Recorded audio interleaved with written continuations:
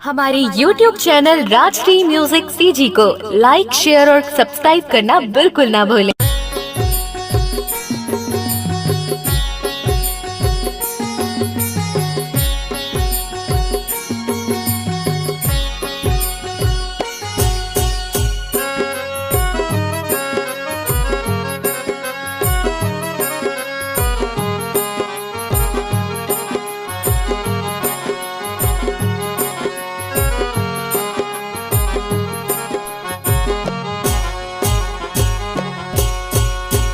बिरही पिलो बो दुर्गा दाई के,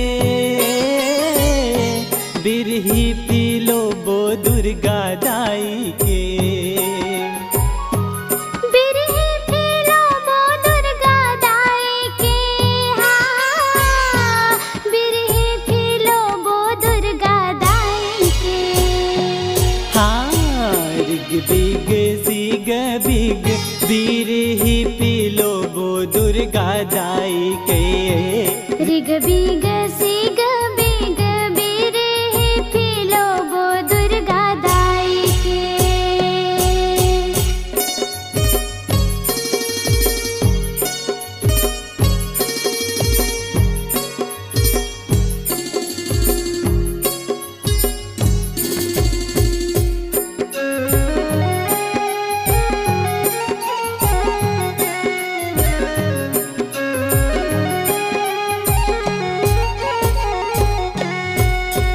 कहाँ के माटी कहाँ के रेती कहाँ ले बीजा लाए हो, कहाँ ले बीजा लाए। कहाँ के माटी कहाँ के रेती कहाँ ले बीजा लाए हो, कहाँ ले बीजा लाए। नदिया के रेती कछार की माटी कोठी ले बीजा लाए हो, कोठी ले बीजा लाए। नदिया के रेती कछार की माटी कोठी ले बीजा लाए हो, कोठी ले बीजा लाए। कुंदरी चढ़ाबो दुर्गा दाई के, हाँ मुंदरी चढ़ाबो महामाई के। चुंदरी चढ़ाबो दुर्गा दाई के, हाँ मुंदरी चढ़ाबो महामाई के। हाँ रिग बिग सिग बिग ज्योति जलाबो दुर्गा दाई के।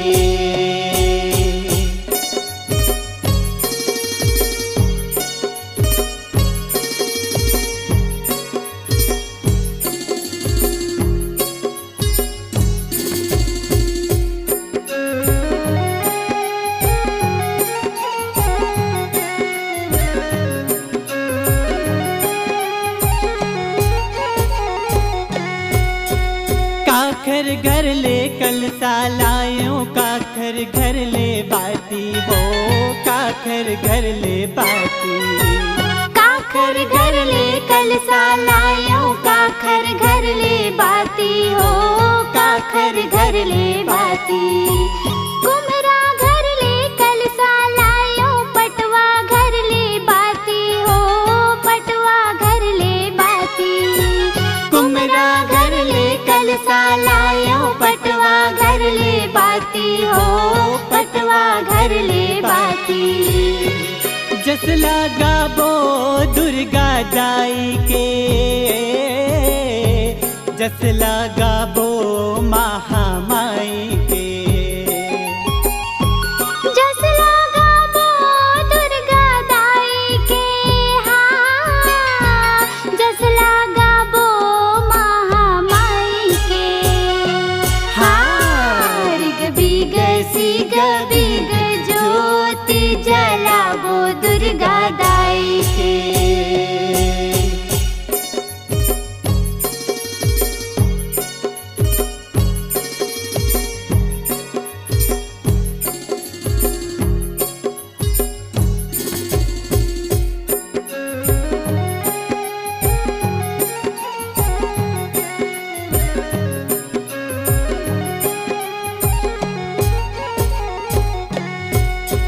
कौन है तोरे ज्योत जलावे, कौन है है बोए जवारा हो, कौन है बोए जवारा।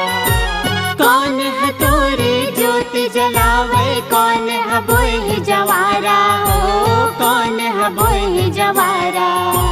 सीता है तोरे ज्योत जलावे, राम है बोए जवारा हो, राम है बोए जवारा। सीता है तोरे ज्योत जलावे, राम है बोए जवारा हो, राम है बोए जवारा। भोगे लगा वो दुर्गा दाई के, हलवा पूरी महामाई के। भोग लगा वो दुर्गा दाई के, हलवा पूरी महामाई के। हाँ ऋग बिग सिग बिग बीर ही पीलो वो दुर्गा दाई के। ऋग बिग सिग बिग बीर ही पीलो वो दुर्गा दाई के। ऋग बिग सिग बिग बीर ही पीलो वो दुर्गा दाई के। ऋग बिग सिग बिग बीर ही पीलो वो दुर्गा दाई के।